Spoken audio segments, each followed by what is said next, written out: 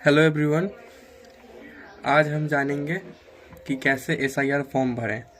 SIR form ये आपको आपका बीएलओ आपके घर देकर जाएगा। तो इसको भरते कैसे हैं, आज उसी के ऊपर टॉपिक है हमारा। तो सबसे पहले यहाँ पे आपका वोटर कार्ड नंबर दिया होगा। उसके बाद यहाँ पे आपका एड्रेस, जो अभी आपका लेटेस्ट एड्रेस है वो यहाँ पे दिया होगा। और यहाँ पे आपका विधानसभा क्षेत्र नंबर, यहाँ पे आपका फ़ोटो होगा और यहाँ पे आपका बीएलओ का नंबर होगा। अगर आपको कोई भी फॉर्म भरने में असुविधा होती है तो आप बीएलओ से कांटेक्ट भी कर सकते हैं। और अगर आपको अब चलते हैं फॉर्म भरते कैसे हैं। तो अगर आपको अपने वोटर कार्ड पे फ़ोटो चेंज करनी होगी तो आप यहाँ पे एक नया फ़ोटो भी लगा सकते हैं। अगर ना चाहते हैं कि चेंज ना हो तो आप नहीं भी लगा सकते हैं। तो स्टार्ट करते हैं फॉर्म को। ये फॉर्म 3 पार्ट में है। 3 पार्ट में है ये फॉर्म। फर्स्ट पार्ट में जो आपका अभी करंट में जो सब कुछ चीज़ है उसको यहाँ पे फिलअप करना है। उसके बाद अगर आपका पहले करंट का बात कर लेते हैं, फिर उसके बाद यहाँ पे चलेंगे। तो पहले यहाँ पे है जन्म तारीख, मतलब यहाँ पे आपको अपना डेट ऑफ बर्थ देना है, जैसे कि यहाँ पे डीओबी देना है। ओके।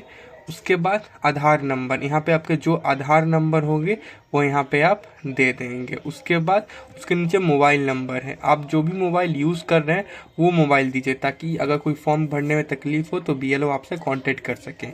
यहाँ पे अपना फादर्स का नेम, ओके, फादर्स नंबर, यहाँ फादर्स का नेम यहाँ पे देना है। उसके बाद यहाँ पे फादर का एपिक नंबर अगर है तो दीजिए, नहीं है तो उसको नहीं भी दे सकते हैं। यहाँ पे लिखा भी हुआ है ज्योति ठाके।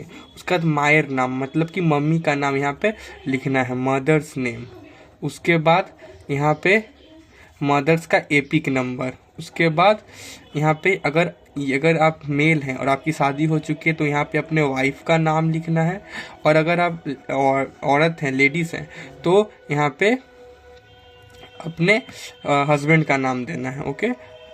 उसके बाद हस्बैंड और वाइफ जिसका भी है उसका एपिक नंबर यहाँ पे देना है। इतना हो गया, ये सब हो गया। अब कई लोगों को दुविधा होगी कि उनके 2002 में लिस्ट में नाम है, लेकिन नाम का स्पेलिंग गलत है या कुछ और भी गलत है। तो जो भी 2002 लिस्ट में नाम है आप सिर्फ वही भरें, आप अभी का ना भरें। जो लिस्ट में आपका नाम है 2002 में वो भरें। तो अगर मान लीजिए आपकी 2002 में लिस्ट में नाम है, मैं इसको 2 भाग में तोड़ता हूँ। एक है एस और ये है रिलेटिव। मतलब कि अगर आपका 2002 लिस्ट में नाम है तो आप इस ब्लॉक को भरें, और अगर आपका किसी रिलेटिव का नाम है तो इस ब्लॉक को भरें। अब लेट सपोज कि इनके नाम अगर 2002 के लिस्ट में है तो क्या करेंगे, उस समय में जो भी नाम का एड्रेस था वो लिखेंगे। फिर यहाँ पे एपिक नंबर, फिर यहाँ पे लिखा हुआ है आपके कोई भी अगर आप मेल थे तो आपके पिता का नाम हो सकता है, अगर आप लेडीज़ थे तो आपके पिता या हस्बैंड का नाम हो सकता है। तो वो यहाँ पे नाम लिखना है, वो आपके वोटर लिस्ट में होगा। फिर यहाँ पे लिखना है सोमवार को, मतलब उनके साथ आपका रिलेशनशिप क्या था। जैसे कि अगर ये इनके पिता का नाम था तो ये अपना ग्रैंडफादर लिखेंगे, फादर लिखेंगे। फिर उसके बाद हो गया जिला मतलब उस समय 2002 के लिस्ट में आपके भारतवर्ष में कौन से जिला में आप रहते थे वो जिला लिखेंगे। राज्य नाम, स्टेट का नेम लिखेंगे। उसके बाद आप यहाँ पे अपना विधानसभा क्षेत्र नंबर, फिर क्षेत्र नंबर और नाम, मतलब कि जैसे कि यहाँ पे जैसे अभी आप गिरा रहे हैं वो नहीं लिखे, 2002 में आपने कहाँ वोट गिराया था। जैसे कि अगर ये इन्होंने बिहार के वैशाली डिस्ट्रिक्ट में, वैशाली असेंबली में गिराया था तो यहाँ पे वैशाली लिख देना है।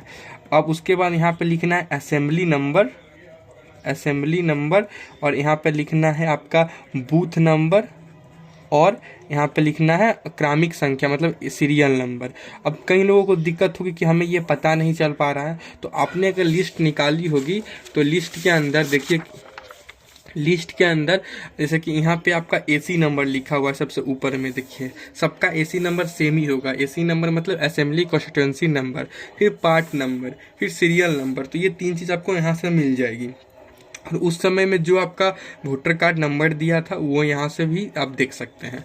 तो ये देखने के बाद तो ये तो इनके 2002 में लिस्ट में नाम था तो इन कर लिए। अगर तो लिस्ट में नाम ना होता तो ये यहाँ पे जिसका भी नाम था, अगर इनके पिता का नाम था तो वो लिखेंगे। फिर उनका अगर एपिक नंबर है तो लिखेंगे उस, जैसे देखिए इस लिस्ट में कहीं कहीं पे किसी का नहीं लिखा हुआ है वोटर कार्ड नंबर, तो उसको यहाँ पे आपको लिखने की जरूरत है, आप छोड़ देंगे। उसके बाद अगर आपके पिता का नाम था तो पिता के मतलब पापा का नाम से यहाँ पे आपका ग्रैंडफादर का नेम आएगा, या फिर उन आपके पिता और जो उन समय में जो उनके गार्जियन थे उनमें क्या संपर्क था वो यहाँ पे लिखेंगे। फिर जिला, राज्य और नाम पूरा सेम टू सेम वैसे ही आएगा। फिर लास्ट में आपको यहाँ पे अपना सिग्नेचर करना है और यहाँ पे BLO सिग्नेचर करेगा। तो ये बहुत ईजी तरीका से मैंने आपको समझाया कि कैसे SIR फॉर्म भरते हैं। Thank you.